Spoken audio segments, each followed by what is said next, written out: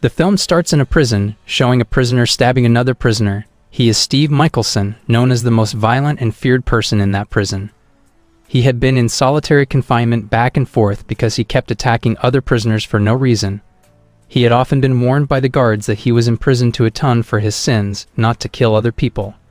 According to the head warden, his behavior was because he was always alone and rarely socialized with other prisoners. To help Steve start his social life, the warden put a new prisoner in Steve's cell. The man was named Marcus. After entering the cell, Marcus looked awkward and didn't know what to do because Steve didn't want to greet him, let alone ask him to talk. The next day, Steve got a visit from his lawyer. At this meeting, his lawyer explained that his daughter had become an adult and she wanted to meet her father. She had never seen Steve in person because he had been in prison before she was born, but Steve was allowed to refuse his daughter's visit if he wasn't ready. After hearing everything his lawyer said, Steve could only remain silent. He didn't know how to respond because he hadn't interacted with other humans for a long time. That night, Marcus looked anxious and scared when he heard other inmates threatening to harm him. As a new inmate, this made him anxious all the time. The next day, Steve brought Marcus hot tea without saying a word. The young man accepted the drink while being confused by Steve's strange behavior. During lunchtime, Steve looked restless alone in his room when two inmates who were gang members in the prison came to threaten Marcus. Apparently, Marcus was someone's cousin who owed their leader some money. On the other hand, Steve, who was contemplating, felt disturbed by the presence of the two of them, so he threatened them. The next day, an old inmate named Frank visited Steve in his room to take illegal contraband. Frank told him that Marcus might be targeted by all the gang members that he threatened yesterday, but Steve didn't care about it as he just wanted to live alone in prison without anyone's interference. He was ready to kill anyone who tried to bother him. The next day, Marcus was shocked because he was woken up by the warden. Seeing that, Steve thought Marcus most likely wouldn't survive more than 2 years in prison because he was too weak. He then advised Marcus to choose between being an exemplary person or violent like him if he wanted to survive in prison. For him, there were two types of inmates. One was those who became an exemplary inmate who would eventually get their sentence lightened, or the brutal ones like him who most likely would never leave the prison. After that, he told Marcus the rules in their cell. He wanted them to respect each other's privacy, and if Marcus dared against him, he would not hesitate to beat him up. That night, Marcus was trying not to defecate because Steve told him not to do it when he was in the cell because he considered it impolite. His only choice was to look for another toilet or endure it until Steve left the cell the next morning. But even though he tried so hard to hold it in, he broke out in a cold sweat, then slowly defecated while Steve was sleeping. But unfortunately, Steve woke up after smelling a very bad smell, and he immediately beat Marcus when he was still doing his business. Steve then remembered his past when he stabbed a prisoner who was urinating while he was still in his cell. A few days later, the prison guards came into Steve's cell and accused him of breaking the nose of a prisoner who had threatened Marcus. Because Steve didn't want to admit it, the guards forced Marcus to give testimony. Marcus refused to answer because he felt he owed Steve a favor. As a result, the guards were furious and decided to sentence Marcus to solitary confinement. Not long after, Steve received another visit from his lawyer. At this meeting, she explained that if Steve kept causing problems in prison, she wouldn't be able to help him anymore because every time he beat someone, the court automatically longer his sentence. But Steve didn't seem to care because he felt that the prison was a suitable place for him. Apart from that, he also enjoyed the cruelty in the prison. He felt that he was a very bad person. He even admitted that he was happy when he killed his ex-wife and the man she cheated with. Because for him, loyalty was everything, so it was worth paying with their lives. Hearing that, the lawyer left because Steve didn't want to cooperate with her. Steve was contemplating while reflecting on his life alone in his room. He really wanted to get out of the prison, but for some reason he couldn't face the world out there. The prison had taken away his right to be a civilized human being and made him very cruel. At this point, he started to feel a dilemma, especially since his daughter wanted to meet him. The guards came to his room secretly while Steve was sleeping that night and suddenly beat him brutally in his sleep. A month later, Marcus returned to the cell after serving his sentence in solitary confinement. He then thanked Steve for helping him get rid of those who threatened him.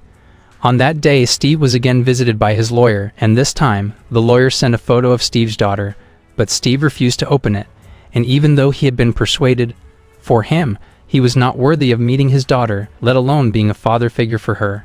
Moreover, his daughter must also be ashamed of having a father who was a murderer, especially her own mother's murderer. The next day, Steve carried out a drug transaction with Frank. On the other hand, Marcus also did the same thing with a fellow black inmate. When their cell was empty, one of the prison gang members came and searched Steve's mattress, and when Steve and Marcus returned to their cell, many prisoners came to beat them. Shortly after the beating, Steve was taken by the head warden. He was then moved to a separate cell to avoid further attacks. Meanwhile, Marcus was left in the cell alone. This young man then barricaded his cell with a mattress to anticipate another attack. He was so scared, and even though he had been calmed down by the warden, he still refused to open the door and get out of the cell. Finally, the warden took Steve to persuade him to come out. At that moment, Marcus explained that his father had a debt to the gang leader in the prison, and if he didn't pay him immediately, his life would be over. Steve said that he would make sure everything was okay, but Marcus instead intended to commit suicide. Hearing that, Steve immediately barged in to save him. Since that incident, Steve always protected Marcus, and little by little, his personality changed to become nicer. One day, Steve called Wilson, the leader of the gang in the prison, to his cell. He then asked Wilson not to bother Marcus anymore. However, because Marcus had dared to fight against his members, Wilson refused to make peace. Hearing this refusal, Steve was irritated and without any hesitation attacked Wilson. The next day, Frank asked why Steve was protecting Marcus, and Steve reasoned that he wanted to save Marcus so he wouldn't be like him. He just wanted to save Marcus from the cruelty of prison. Frank said that the one in danger was not Marcus, but Steve because he had injured Wilson. Steve said he was not afraid. In fact, he could carry out brutal and cruel acts without the slightest guilt because he believed that people like him deserved to be in prison. At night, while looking in the mirror, Steve remembered his childhood when he was still at school. He saw some children kick a rabbit until it died while laughing as if they didn't feel the guilt. It made Steve furious, and that feeling came back when he caught his wife cheating on him. Steve then hallucinated and saw himself as a child, who then asked if he really wanted to meet with his daughter, but the old Steve said that he was afraid that he would only cause harm to his daughter. A few days later, Marcus confided in Steve that he was depressed and anxious. He always felt threatened both inside and outside the cell. He said that the only way for him to be free from his suffering was to die, but Steve didn't like a weak mentality like that because life in prison was indeed really hard and he had to be strong instead of giving up on the situation. That day, Steve met with his lawyer again. He then told his lawyer about his recent fears. He was afraid that if he met his daughter, he would be a bad influence on her. Apart from that, he also didn't understand why his daughter wanted to meet her own mother's murderer. After that meeting, Steve hallucinated again and met his younger brother, who told him that the only way for him to get out of prison was to die because everyone hated him so much that even his mother didn't want to visit him all this time. Steve, who felt pressured by the image of his younger brother, became angry. He felt that there was nothing wrong with being hated by other people. In the following days, Steve was seen busying himself in prison by exercising while thinking about meeting his daughter. Meanwhile, Marcus was approached by one of the gang members who threatened him the other day.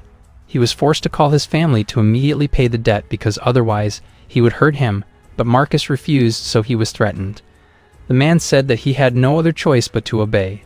Marcus then pretended to comply with his request, and when he saw an opportunity, he attacked the man.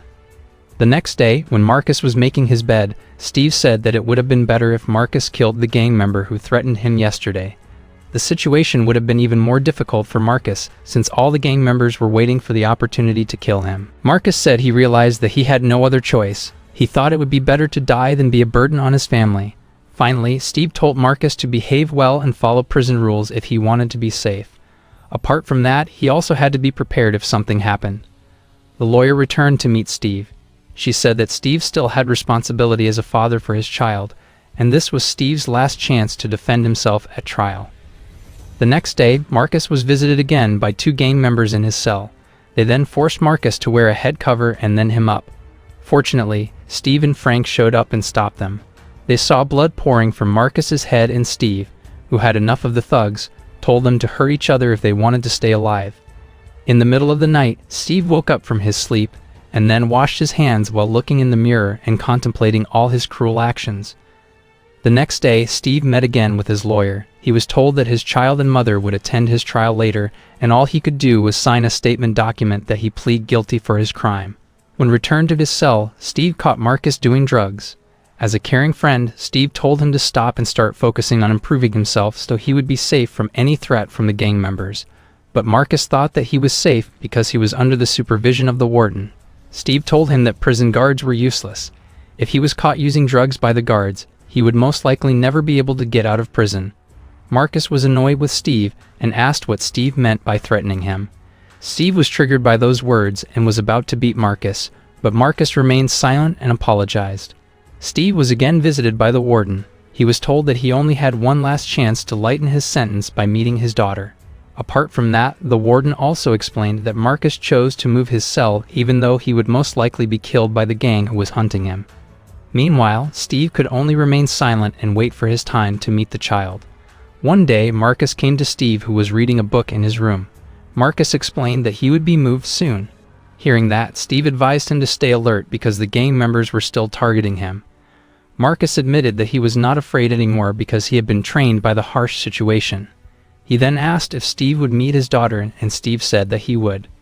Days passed. Before meeting his daughter, Steve only stayed in the room, contemplating his life, until finally, the day when he met his daughter arrived. They just sat there in silence without a word.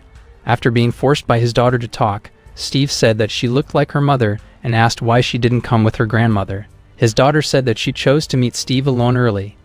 Initially, she thought that she wouldn't dare to meet Steve at all, but then he saw Steve the same as any other ordinary human being, especially with the fact that he was her father. She then asked the reason why Steve always avoided meeting her, because she really wanted to meet him all this time. She felt sorry for Steve, who committed a crime because of his feelings of hatred for the injustice in front of him. At this point, Steve could only apologize because he couldn't be a good father, but he was very happy because he saw her live to be a good woman. Steve returned to his cell, daydreaming on his bed. Not long after, he woke up and slashed Marcus's neck. He did this thing to save Marcus from a very cruel prison life because he realized that the only way to survive was by dying.